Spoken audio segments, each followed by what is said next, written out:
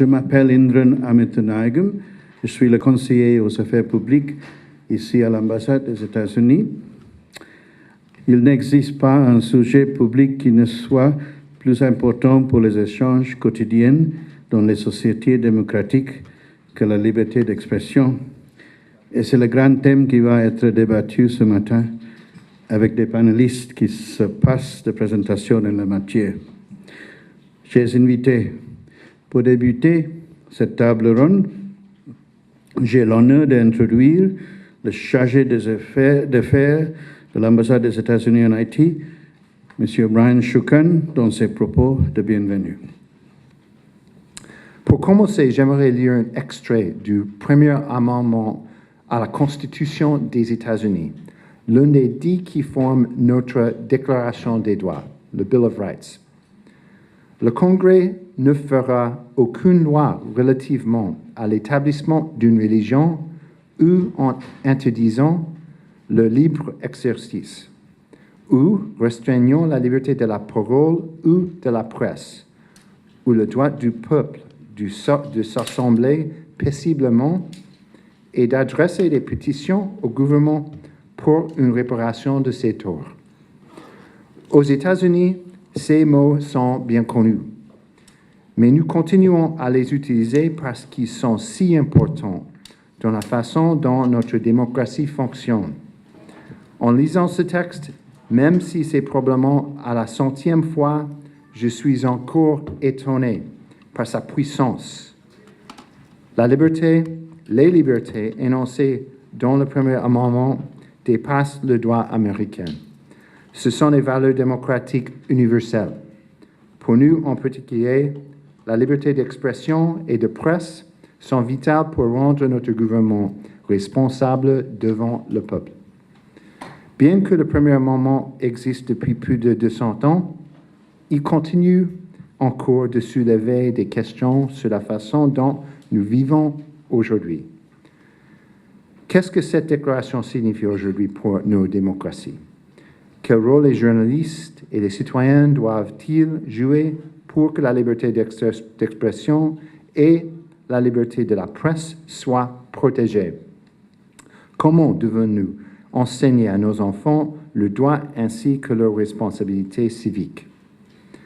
Alors que nous débutons la table ronde aujourd'hui, je vous invite à réfléchir à ces questions et à examiner les façons dont la liberté d'expression et la liberté de la presse ont évolué en Haïti, aux États-Unis et à travers le monde. Sans la liberté d'expression, cette table ronde ne serait pas possible. Alors, je vous remercie encore une fois d'être venu et de participer à une discussion aussi importante. Nous sommes impatients d'entendre vos avis. Merci beaucoup. La liberté d'expression, c'est le droit reconnu à chacun d'exprimer ses pensées, ses idées, ses croyances, et pour la presse, d'informer, c'est-à-dire de rapporter les faits, de dire la vérité, de faire des analyses de situation et de prévoir les conséquences éventuelles de faits, de décisions à la lumière d'expériences de comparaison. La liberté d'expression n'est nulle part un droit absolu. Et ce sont les diverses exceptions et limitations qui l'entourent qui aident à comprendre véritablement ce qu'elle est. Dans la nuit du 14 au 15 mars de cette année 2017, les sénateurs de la République ont voté presque à l'unanimité une loi sur la diffamation. Et voici ce projet de loi que je vous ai amené ce matin, mais vous le connaissez déjà. Et la diffamation par voie de presse et les offenses envers les autorités publiques, qui sont considérées comme des délits, font encourir aux fautifs des peines de travaux forcés, d'emprisonnement allant jusqu'à 3 ans. La loi prévoit aussi ce qu'on appelle la mort civile. Cette loi prévoit la mort civile et aussi la mort professionnelle. Ça veut dire que vous ne pourrez plus exercer si vous êtes condamné pour diffamation. Vous ne pourrez plus rien faire. Et ceux-là qui seront condamnés aussi, on parle on utilise le conditionnel, qui pourraient être condamnés parce que cette loi n'est pas encore en vigueur, et eh bien, ne pourront pas être candidats à des postes électifs. La mort professionnelle pour les journalistes, la mort civile, ce qui est extrêmement grave, et on ne peut que constater que ce sont des peines extrêmement lourdes.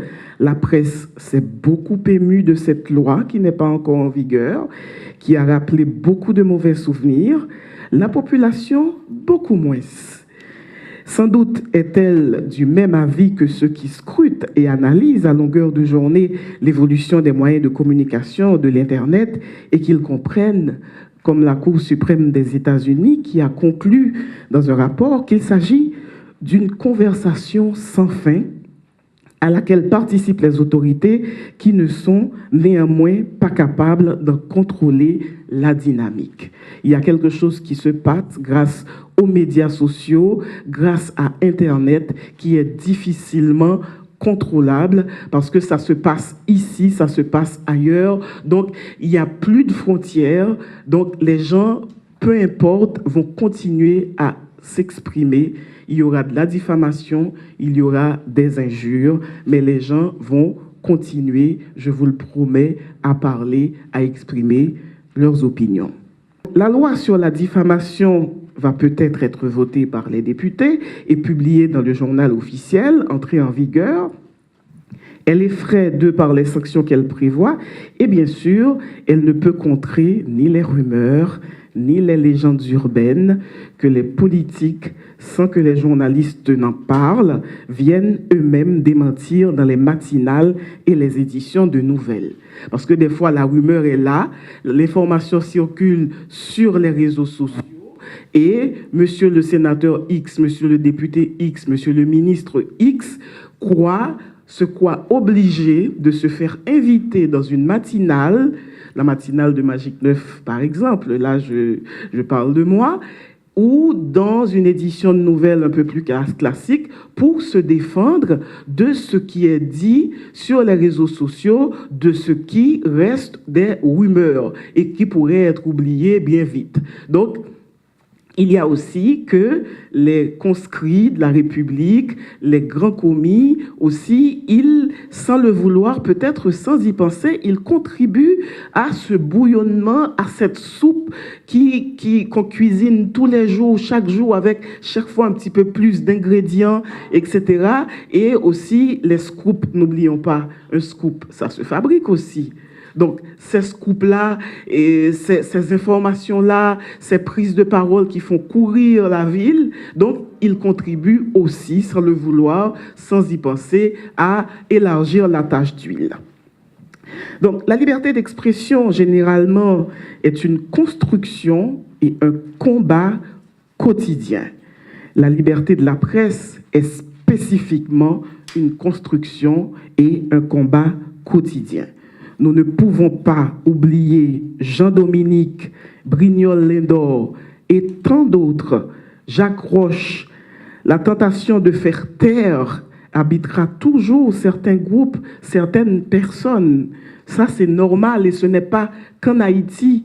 Vouloir faire taire certaines personnes, vouloir qu'on ne parle pas de certains sujets. Donc, cette tentation habitera toujours les gouvernants, peu importe les idées politiques, peu importe qu'ils se disent de gauche, de droite ou du centre, populaire, populacier, populiste. Donc, cette tentation de faire taire, et là, on l'a vu dans l'histoire récente, donc cette tentation de faire taire va continuer à habiter ces dirigeants-là. Donc, mais l'évolution des sociétés, leur équilibre, l'expression de leur diversité passe par la liberté d'expression. Et la liberté d'expression n'est jamais un combat gagné. C'est un combat qu'il faut continuer tous les jours, et aussi il faut s'adapter aux nouveaux moyens de communication. Il faut trouver comment faire exister la presse classique, ce que j'appelle la presse classique, ça veut dire les gens qui produisent l'information d'un lieu autorisé. C'est de cela qu'il s'agit. Donc, il y a des gens comme Franz Duval, comme Woody Edmé, comme tant d'autres, qui produisent l'information de lieux autorisés. Ce sont des gens qui sont obligés de se conformer à une éthique, qui ne vont pas publier une information parce qu'elle circule sur les réseaux sociaux, qui vont aux sources pour vérifier, qui appelleront X ou Y pour leur dire est-ce que vous confirmez ou pas telle ou telle information. Donc, on a besoin de cadrage, de normativité pour la liberté d'expression, mais en même temps, cette liberté d'expression qui se manifeste dans les réseaux sociaux, par tous les moyens, par la rumeur, elle est utile aussi parce qu'elle alerte les journalistes et ce sont ces journalistes-là qui vont offrir le produit fini à la société, à la collectivité. Je vous remercie de m'avoir écouté. Moi, je ne suis pas juriste, je ne suis pas directeur d'administration publique comme Madame Prophète, je suis journaliste, je suis éditorialiste. Alors moi, chaque fois qu'on dit liberté d'expression, je dis tout de suite que je suis pour la liberté d'expression sans aucune forme de restriction. Je suis pour la liberté d'opinion, je suis pour la liberté de penser, je suis pour la liberté de la presse sans aucune forme de restriction. Il n'y a pas de mais, il n'y a pas de trop, il n'y a pas de choses qu'il ne faut pas dire. On a le droit de tout dire. Maintenant, je suis aussi comme journaliste, comme éditorialiste, comme responsable pour l'existence d'une loi pour cadrer la liberté d'expression. Dans le cas d'Haïti, il y a le code pénal qui déjà le fait. Madame Prophète a cité tout à l'heure les articles 339, 336 du code pénal, qui disposent des délits en la matière. Je suis totalement contre la nouvelle loi qui a été votée au Sénat en mars dernier, parce que cette loi veut aller à l'encontre de tout ce qui existe en Haïti depuis une trentaine d'années, depuis l'adoption de la Constitution de 1987 et depuis le départ de la dictature. Le problème avec la loi, ce n'est pas tout simplement son existence, mais c'est surtout son essence qui pose problème. La loi que le Sénat a votée, qui est en examen au Parlement chez les députés. L'essence de cette loi tire sa source de lois qui ont existé en Haïti, particulièrement du temps de l'occupation américaine, période spéciale, parce que le pays était occupé par une force étrangère, et cette force étrangère qui s'occupait de l'administration, ce n'était pas la MINUSTAH, c'était quelque chose de plus marqué, c'était quelque chose de plus fort. Les Américains contrôlaient les douanes, les Américains contrôlaient les finances. Haïti avait un président élu, Haïti avait un parlement, mais ils contrôlaient l'armée. Et les Américains avaient pris des lois pour que les autorités américaines en poste en Haïti ne soient pas injuriées dans la presse, ne soient pas mises en accusation dans la presse. Et ces lois, Adi Jean Garde les a citées dans un article récent dans le Nouvelis, datent de 1922, de 1924, de 1926, de 1929. Toutes ces lois sont des lois prises pendant la période de l'occupation, mais c'était des lois pour protéger des étrangers qui étaient dans un pays occupé. L'esprit de ces lois, comme je l'ai dit, c'est pour ne pas manquer d'égard à l'autorité. Et malheureusement, c'est ce même esprit qui préside dans la loi votée par le Sénat, ce qui signifie que les sénateurs, les autorités actuelles, s'estimeraient presque un pays occupé, parce qu'on n'a pas le droit de leur manquer d'égard. Parce que la diffamation, ce qui est sensible avec la diffamation, de la façon dont la nouvelle loi veut établir le délit de diffamation, ce sera à l'appréciation du juge. Ce sera à l'appréciation de ce qu'ils appellent dans la loi une commission de délit de diffamation. Alors ici, quand on dit commission, ceux qui sont aussi âgés que moi pensent à la commission spéciale. C'est une commission qui siégeait au caserne des Salines. C'était la SD, c'était la police politique de Duvalier. Et c'est cette politique qui devait décider si vous étiez un ennemi ou un ami du gouvernement. Mais en réalité, chaque fois que vous arriviez devant cette commission, c'est que vous étiez déjà un ennemi. Ce qu'on allait décider, c'était est-ce qu'il fallait vous tuer, est-ce qu'il fallait vous envoyer à Fort Dimanche, est-ce qu'il fallait vous garder en prison. Cette commission de délit de diffamation me laisse un très mauvais goût, parce que je sais qu'ici, si c'est une commission qui doit décider est-ce qu'on a diffamé ou pas diffamé, si on doit protéger les autorités, on sait presque déjà dans quel sens ira les condamnations, dans quel sens ira les intentions de cette commission. Alors, je le disais, je suis totalement pour la liberté d'expression, je suis pour une loi, je suis pour la loi qui existe actuellement, qui est le Code pénal. J'appartiens à une institution, le Nouvelis, 119 ans, qui a toujours été concernée par la loi sur la diffamation et la presse en Haïti, toutes les lois, pendant toutes les périodes, parce que la loi, jusqu'à présent, ne disposait de délit de presse que dans la presse écrite. Parce que les lois sur la diffamation et les délits de presse sont des lois anciennes. Il n'y avait pas encore la radio, il n'y avait pas encore la télévision, il n'y avait pas encore Internet. Alors en Haïti, à chaque fois qu'on dit délit de presse, c'est le Nouveliste qui est concerné, c'est le National qui est concerné, c'est les imprimés qui sont concernés, parce que le délit ne peut être commis que dans la presse imprimée. Alors le Nouveliste a une longue expérience de ce genre d'accusation. Le Nouveliste a été fermé pendant l'occupation américaine parce que le journal avait manqué d'égard aux autorités américaines. Alors on sait de quoi on parle. Le Nouveliste, tout le temps, doit faire des rectifications, c'est-à-dire quelqu'un qui estime qu'il a été lésé par un article envoie une lettre pour demander réparation. Et la première réparation automatiquement qui vient, c'est qu'on publie cette mise au point de cette personne, cette rectification, ce démenti de cette personne. C'est la façon la plus civilisée de faire parce qu'au départ, si vous êtes abonné à un journal, si un journal existe dans un pays, ceux qui lisent, ceux qui achètent, ceux qui mettent de la publicité et la société en général font confiance quelque part aux journalistes qu'ils sont de bonne foi. Et moi, je dirais, si on fait le bilan de toutes les demandes de rectification qui ont été faites aux Nouvelistes, en 119 ans, on verra qu'il y a eu très peu de demandes de rectification. Cette année, je n'ai pas souvenir de demandes de rectification déjà produites. Pourquoi? Parce que les journalistes font leur travail. Alors, je reprends, je crois que la loi veut généraliser le délit de presse, qui ne va pas rester seulement ce qui est imprimé, mais ça va concerner toutes les formes d'expression, sans qu'on ne sache pour le moment jusqu'où ils veulent aller, jusqu'où ils pensent aller, nos législateurs. Parce que c'est une chose d'écrire un article et de dire que c'est faux. C'est une chose de dire la différence entre c'est faux et c'est diffamatoire, parce que c'est deux choses différentes. On peut faire une opinion, je peux faire un éditorial qui émet une opinion, mais il n'y a rien de diffamant. Vous n'êtes pas d'accord avec mon opinion. Mais ce n'est pas ça qui veut dire ni que mon opinion soit fausse, ni que je vous diffame. Je peux trouver que l'administration est composée de voleurs. C'est diffamatoire? J'ai parlé de qui en disant l'administration est composée de voleurs? Maintenant, est-ce qu'arrivé devant un juge, le juge va prendre le temps pour bien comprendre qu'il y a 50 000 nuances de gris dans une déclaration? Il y a plein de choses qu'on peut dire et de différentes façons de le dire. Est-ce que demain matin, le Nouveliste va faire une caricature? La caricature, c'est le dessin de presse. Le dessin de presse peut interpréter la réalité comme elle veut, puisque le caricaturiste, c'est comme le peintre, c'est comme le romancier, c'est comme le poète. Enfin, il fait une interprétation de la réalité. Est-ce que demain matin, on va se retrouver devant un juge qui va analyser la caricature pour dire, bon, cette personne que vous avez mis avec un pantalon chiré ou ressemble au président de la République, vous lui avez manqué d'égard?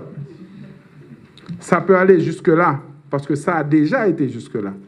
Dans d'autres pays, on voulait contrôler à tout prix la circulation de l'information et on voulait à tout prix formater la tête des gens pour que tout le monde pense de la même façon. On a été jusque-là. Nous avons la chance dans cette maison, et le chargé d'affaires vient de le redire tout à l'heure, les États-Unis, il y a cela 200 ans, ont estimé que le Congrès, le législateur, ne veut pas prendre de loi pour restreindre la liberté d'opinion aux États-Unis. 200 ans. Ça veut tout dire. Ça veut dire que dès le départ, le pays a compris dans sa construction que laisser la libre expression dans toute sa diversité était enrichissant pour la construction économique, pour la construction morale, pour la construction de l'éducation, pour la recherche scientifique, parce que quand on commence, on ne sait pas où est-ce qu'on s'arrête. Aujourd'hui, il n'y a pas de facteur religieux proéminent au Parlement, mais demain matin, on peut peut-être dire, comme c'était le cas dans la Constitution haïtienne à un certain moment, qu'il y a une religion officielle, parce qu'on avait une religion officielle en Haïti. En Haïti, on a persécuté des gens qui croyaient dans le vaudou. Peut-être que vous n'êtes pas au courant, mais ce n'est pas de votre âge, mais on a fait une campagne anti-superstitieuse en Haïti, et c'était le président de la République qui était à la tête de cette campagne. On faisait des messes, ensuite on allait brûler les onforts, ensuite on allait brûler les artefacts, ensuite on allait attaquer, ensuite on a tué les gens qui pratiquaient le vaudou ici. Ça s'est passé dans votre pays. il y a 7 ans, on a tué des Hongans parce qu'on croyait que c'était eux qui propageaient le choléra. Ce qui signifie que dans ce pays où notre vernaculaire le dit si bien, nous sommes terre glissée, il ne faut jamais donner prétexte à qui que ce soit, encore moins à des législateurs, pour qu'ils commencent à mettre des restrictions inutiles sur des choses qui sont des acquis fragiles, parce que j'avais parlé tout à l'heure des lois de 1922, 26 jusqu'à 29 pendant l'occupation américaine, mais il y a eu aussi d'autres lois pour restreindre la liberté d'expression en Haïti, pendant la période de la transition entre Magloire et Estimé dans les années 50, pendant la période de la transition 57, avant que François Duvalier ne soit élu, pendant le gouvernement de Duvalier, on a restreint la liberté d'expression, et tout de suite après 1986, le Conseil national de gouvernement a pris en juillet 1986 une loi pour contrôler la presse. La dernière fois qu'on a pris une loi pour contrôler la presse, c'était en 1986. Heureusement pour nous, la presse et même le gouvernement qui avait pris la loi ont très vite compris que ce n'était pas le bon combat, ce n'était pas la chose à faire, et cette loi n'a jamais été mise en application. Personne n'a cité cette loi, personne ne s'est servi de prétexte de cette loi pour restreindre quoi que ce soit en Haïti. Je crains l'appréciation du délit de presse par un juge, encore plus par une commission. Je dénonce totalement l'idée de mettre la prison, mais presque de façon préventive, on n'a même pas encore jugé, on a presque arrêté parce qu'on fait un délit de diffamation. Je dénonce ça. Je dénonce le fait qu'il y aura des travaux forcés, parce que travaux forcés signifie peine afflictive et infamante. Ça signifie, comme a dit Mme Prophète, mort civile. Ça dit depuis qu'on condamne pour diffamation, pas qu'à candidat à rien encore dans le pays. Moi, je trouve que cela, c'est absolument calamiteux. Je trouve que confondre un délit et un crime, c'est grave. Je ne sais pas ce qui s'est passé dans la tête des sénateurs, de tous les sénateurs quasiment, parce qu'aucun d'entre eux ne s'est élevé contre cette loi sur la diffamation. Je crois que c'est très difficile dans un pays comme Haïti d'établir certaines choses. Ce que je veux dire par là, pour établir la diffamation, il faut connaître quel était le budget, quelles étaient les procédures d'appel d'offres, quels sont les résultats de ceux qui ont fait la supervision des travaux. On nous interdit quasiment tous les accès à l'information. On ne répond pas au téléphone quand on appelle pour demander des justificatifs. Et puis quand on essaie de tirer des conclusions, ça va être de la diffamation. Moi, je crois que chacun a son job à faire. Le gouvernement doit permettre l'accès à l'information, le gouvernement doit être plus disponible, le gouvernement doit avoir de vrais attachés de presse, mais quand je dis le gouvernement, ce n'est pas seulement le gouvernement, mais c'est aussi le secteur privé, puisqu'en réalité, la bonne gouvernance, ça ne concerne pas seulement le secteur public. La bonne gouvernance, c'est une bicyclette, il faut gagner 2 pieds pour nous pédaler. Secteur privé en bas, secteur public en bas. Et pour que la liberté d'expression ait tout son épanouissement en Haïti, il faut que les deux secteurs jouent le jeu. Ce sera pour le mieux. Merci beaucoup. Nous sommes contents de votre présence, de votre participation, pour avoir réfléchi nos idées et renouvelé notre engagement pour la sauvegarde et la célébration de la liberté d'expression, un droit important, fondamental, qui permet à l'homme d'exprimer librement ses pensées.